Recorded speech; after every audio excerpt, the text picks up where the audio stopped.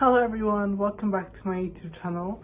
My name is Grace, if this is your first time. So today's video is going to be on my top resources for learning Mandarin Chinese. If you haven't seen the video in which I actually speak Mandarin, I'll link it down below so you can actually hear my Mandarin and, decide whether you want to take tips from me or not.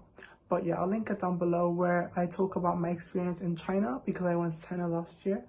And so yeah. So I think everyone says that Mandarin is really difficult, and I think it's not actually that difficult. I think Chinese grammar is actually quite simple, it's actually not that complex. There are no conjugations, there's no plural. What most people think is really difficult about Chinese is the tones, but I think once you actually put in a lot of effort and you just work really hard, then you can get to a point where they're not really a problem anymore. You get to a point where you get used to them, and so all that's left, everything that makes Chinese difficult, is just the characters.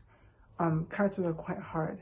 So I think the first skill that I have some resources for is reading, because reading is quite hard, like recognizing the different characters, because a lot of them look similar, or they're just hard to remember them. I think my number one tip for reading is to actually find a Chinese person, like a Chinese partner, and basically just text them in the characters. That is so useful, and I think it helped me so much. I have a friend that I talk to pretty often in Chinese, and we mainly just text. When I first started texting her, I couldn't read. I couldn't really read, and so every single time she sent me a message, I had to like copy and paste it and then put it into Google Translate to read the pinyin, because I could understand what she was saying. I understood it once I saw the pinyin, but I just couldn't read the characters, So, but when you keep copying and pasting, keep putting things back into Google Translate, obviously it's pretty tedious at first, but you start to recognize the characters that reoccur, the characters that come up pretty often. Every single time you put it into Google Translate, you start to recognize them. Characters like wa, which means I, and ni, which means you. Those characters are going to come up in many sentences, and you'll start to actually recognize them. You don't really need to know how to read that much to type, because you type with pinyin. You can just kind of like hope for the best that the characters are the correct ones, but most of the time they are. So I was typing, and as I was typing, I was seeing the characters, then I was reading them from her, and I was putting them into Google Translate, and I started to realize that over time I was starting to actually recognize them, and I didn't actually need to put some of her messages in Google Translate. I still do that now, because I'm still learning, I haven't finished. I still have a lot of characters to learn, but I think that's a really useful technique, because if you talk to them regularly, you start to really recognize the characters, just like effortlessly. So I met my Chinese partner because she actually came to my school on an exchange program, but Hello Talk and Tandem, those are really good like apps for finding people, Chinese people to talk to. There's 1.4 billion Chinese people, you're bound to find someone that you can talk to, iTalki is really good as well, but most people on iTalki usually want to have like video calls. If you download an app, then you're more like likely to text them, So yeah, I would recommend downloading them apps. An app that I find is so useful, this app literally, oh my god, the only reason why I can read is because of this app. Okay, not the only reason, but this app helped me a lot. It's called Do Chinese. Basically, it looks like that. It's this one here, Do Chinese, and it's such a good app. What they do is basically they have stories on the app, so little short stories, and the stories they have like a range of levels. So they have newbie, elementary, intermediate, upper intermediate, advanced, and master. So 6 different levels, and those levels are supposed to align with the 6 HSK levels, so 1 through 6. So after studying for HSK 1, you should be able to read newbie, 2 elementary, 3 intermediate, and so on and so forth. So if you're studying for HSK, then this is a really good app. But even if you're not, it's still a great app, because you can still kind of move through the levels. Because when I started using it, I was reading newbie stories. Now I'm reading intermediate stories, so I can tell that I'm making progress. Click on the story, you have the characters like this, right? And you can choose to put on the pinyin if you want. If you click on a character, you can see the pinyin, you can see the HSK level, and you can see the translation don't know if you can see that. It's kind of blurry. It's focusing on me, but you can see the translation as well. So that's really good. You can also play like out loud. And it's not like a computer voice, it's an actual person, you know, so you can repeat after them and improve your pronunciation. The best thing I love about this app though is that if you don't know a character, let's say I didn't know 你好, I can save it. And what that does is, so it saved it. What that does is, it then saves it in a deck. So I have 228 characters in my deck. And so basically you can do tests. And so if I press start test, it shows you the character and then you tap for the meaning. This one is 有道理, 有道理, to make sense, right? Then you can show the sentence where you found it. You can play it. 有道理. 有道理. And then you can swipe right if you got it and swipe left if you didn't get it. So I got it, so I swipe right.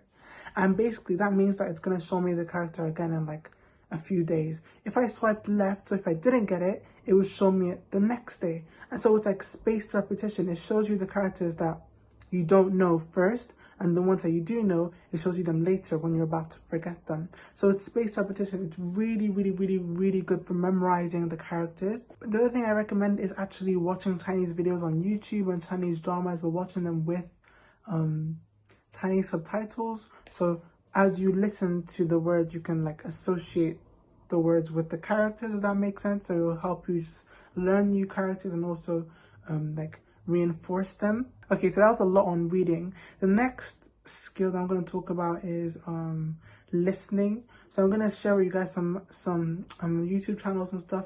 The main thing for listening is to just watch a lot of Chinese drama. Just watch a lot, just have a lot of input. I'm actually going to make a video about the impact that listening had on my Chinese, because before I actually started learning Chinese, I used to watch a lot of Chinese dramas, and then when I came to actually start learning it, I found that I could actually, like, a lot of the words that I was learning, I already knew, even though I had never studied Chinese. And why? Because I always heard them in the drama. So listening will help you so much. The more you listen, the more that you'll understand. There's this YouTube channel called Mandarin Corner. They have videos for HSK. So if you're studying for HSK, they have podcasts. So yeah, they just do like listening practice. They have stories. It's really good. They also just have teaching videos where they actually teach you Chinese grammar. So that's really useful as well. They're actually a really useful YouTube channel. Slow and Clear Chinese is really good as well. They basically just say, they have podcasts and they tell you stories, and they start off by saying it pretty slowly, and then they say it at normal speed. So that's also really good for just like literally on the way to school. You know, when I'm on the bus, I'll just listen to one of the stories from Slow and Clear Chinese and just get that practice in every day, you know. Everyday Chinese, 天天汉语. They're also really good for teaching as well as just having videos. They go on the streets and they interview Chinese people. So that's really good for getting that raw Chinese. Funny YouTube channels that I love to watch, I actually really like their videos, is Jared. So he's Jie Li, and Kevin in Shanghai. Their videos are actually generally funny. They're actually really entertaining. And some of his videos have English subs, some of them don't.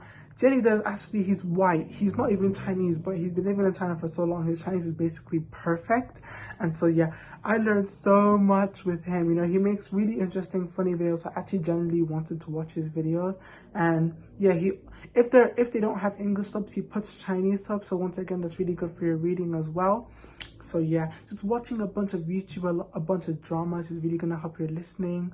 Some of my favorite Chinese dramas, I'm gonna show you guys my favorite Chinese dramas in case you've never watched Chinese drama before. I really like 流星花园, so that's Meteor Garden. I like the 2018 one, it's really good. My favorite drama of all time is 致我们单纯的小美好. That's I Love So Beautiful. These are on Netflix, by the way. Netflix has recently been getting a lot of Chinese dramas, so that one's really good. Oh, that is so good. I love that show so much. Oh my gosh. 致我们暖暖的小时光. That one's really good as well. It's on YouTube, literally. 消息丽人我爱你. That one is so cute. That one, it's Taiwanese. I really love that show. So yeah, there are some really good dramas. These are all kind of like romance ones, but all Asian dramas really have romance. But you can also find ones that are more like action, crime, detective dramas, whatever you really like to watch. I'm sure you can find a Chinese drama like that. There are a lot on Netflix. So if you go on Netflix and you type in Chinese drama, there's a lot of cute ones that you can watch. But yeah, just watching them and getting that input is really gonna help your listening. As for speaking, I'd say just once again, having friends on HelloTalk and Tandem. You can send voice recordings on iTalki. You can find people and have video calls with. You can go to Chinese supermarkets, go to Chinatown, you know, go to places that have Chinese people and just talk to them, you know, just maybe order in Chinese at a Chinese restaurant. It's really nerve-wracking. It's honestly so, obviously now we can't really do it because you can't really go out, but later it's really nerve-wracking. But trust me, it's just great. Just the only way you're gonna get better is just by speaking. So just go out there and just speak. As for writing, I don't really have any hacks apart from just like, you have to just write it over and over and over again. That's the only real way that you're going to, you know, like remember how to write them. I have this one, Mandarin Chinese characters. I can read a lot more than I can write. I won't lie. I've been kind of lazy, but I'm trying to improve my writing this quarantine because I have a lot of free time. So yeah, it's just like literally just it's really mundane and boring. I won't even lie, but there's no other way. This is how Chinese people learn how to write. You know. And yeah, I still have a lot to do. I won't lie. There's a lot that I haven't done. But this is just, it says the Essential Guide to Reading and Writing, the first 250. So the first 250 you can learn to write with this book. There are many other books. There are also many YouTube channels and stuff that are for Chinese writing. I'm sure you can find them. But yeah, writing, just nothing more than just writing over and over again. Literally, I have random pieces of paper where I'll just practice when I'm bored. So yeah, that's the only way that you're gonna get good at writing. But yeah, this video is actually so much longer than I thought it was gonna be. I think it's just a lot to learn in Chinese, but I hope this video was useful. I hope it was helpful. I hope you guys enjoyed it. And yeah, I will see you guys in my next video. Bye bye.